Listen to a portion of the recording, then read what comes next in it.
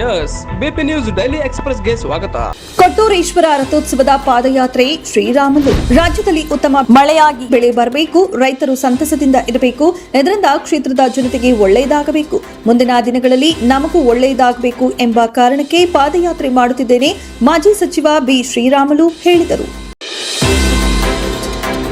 ಬಳ್ಳಾರಿ ನಗರದ ಶ್ರೀ ಮಹರ್ಷಿ ವಾಲ್ಮೀಕಿ ವೃತ್ತ ಅಭಿವೃದ್ಧಿಯ ಕುರಿತು ಚರ್ಚೆ. ಬಳ್ಳಾರಿ ನಗರದಲ್ಲಿ ಶ್ರೀ ಮಹರ್ಷಿ ವಾಲ್ಮೀಕಿ ವೃತ್ತ ಅಭಿವೃದ್ಧಿಯ ಕಾಮಗಾರಿಯನ್ನ ಅಂದಾಜು 4 ಕೋಟಿಗೂ ಹೆಚ್ಚು ಮೊತ್ತದಲ್ಲಿ ಕಾಮಗಾರಿಯನ್ನ ಕೈಗೊಂಡಿರುವುದು ತಿಳಿದು ಬಂದಿದೆ.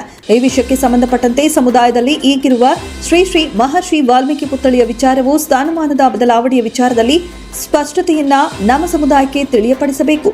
ಸರ್ಕಾರವು ಬದಲಾದಂತೆ ಶ್ರೀ ಮಹರ್ಷಿ ವಾಲ್ಮೀಕಿ ವೃತ್ತದ ಅಭಿವೃದ್ಧಿಯ ಹೆಸರಿನಲ್ಲಿ ಪದೇ ಪದೇ ಕಾಮಗಾರಿ ಮಾಡುವುದರಿಂದ ಶ್ರೀ ಮಹರ್ಷಿ ವಾಲ್ಮೀಕಿಗಳಿಗೆ ಅವಮಾನವನ್ನ ಮಾಡಿದಂತೆ ಆಗತ್ತೆ. ಆದ ಕಾರಣ ಬೃಹತ್ ಮೊತ್ತದಲ್ಲಿ ನಡೆಯುತ್ತಿರುವ ಈ ಕಾಮಗಾರಿಯು ಮುಂದಿನ ವಾಲ್ಮೀಕಿ ನಾಯಕರ ಪೀಳಿಗೆಯ ಮೆಚ್ಚುವಂತಿರಬೇಕು ಎಂದು ಅಖಂಡ ಕರ್ನಾಟಕ ವಾಲ್ಮೀಕಿ ನಾಯಕರ ಒಕ್ಕೂಟದ ರಾಜ್ಯಾಧ್ಯಕ್ಷ ಜೋಳದ ರಾಶಿ ತಿಮ್ಮಪ್ಪ ಹೇಳಿದರು.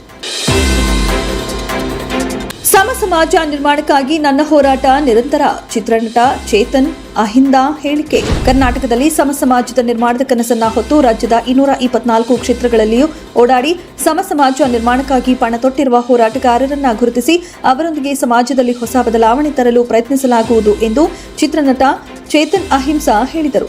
ಸಿರುಗುಪ್ಪದ ಸರ್ಕಾರಿ ಅತಿಥಿ ಗೃಹದಲ್ಲಿ ಸುದ್ದಿಗಾರರೊಂದಿಗೆ ಮಾತನಾಡಿದ ಅವರು, ಚಳುವಳಿಗಳು ಅದ್ಭುತವಾಗಿ ಕೆಲಸ ಮಾಡುತ್ತೇವೆ. ಚಳುವಳಿಗಳು ಇಂದು ನಡೆಯಬೇಕು. ಸಮಾಜದಲ್ಲಿ ಪರಿವರ್ತನೆ ತರಬೇಕಾದ್ರೆ ರಾಜಕೀಯ ಶಕ್ತಿ ಅಗತ್ಯವಾಗಿ ಬೇಕು. ಇದಕ್ಕಾಗಿ ನಾವು ರಾಜ್ಯಾದ್ಯಂತ ತಿರುಗಾಡಿ ಹೋರಾಟಗಾರರನ್ನ ಸಂಘಟನೆ ಮಾಡಿ ಉತ್ತಮ ಸಮಾಜ ನಿರ್ಮಾಣ ಮಾಡಿ ಬೇಕಾದ ಪರಿವರ್ತನೆಯನ್ನ ಸಾರ್ವಜನಿಕರಲ್ಲಿ ಅರಿವು ಮೂಡಿಸುವ ಉದ್ದೇಶದಿಂದ ಚಾಮರಾಜನಗರದಿಂದ ಬೀದರ್ ಹೊರಗೆ ನನ್ನ ತಿರುಗಾಟ ಹೋರಾಟ ನಿರಂತರವಾಗಿ ನಡೆಯುತ್ತದೆ ಎಂದು ಹೇಳಿದರು.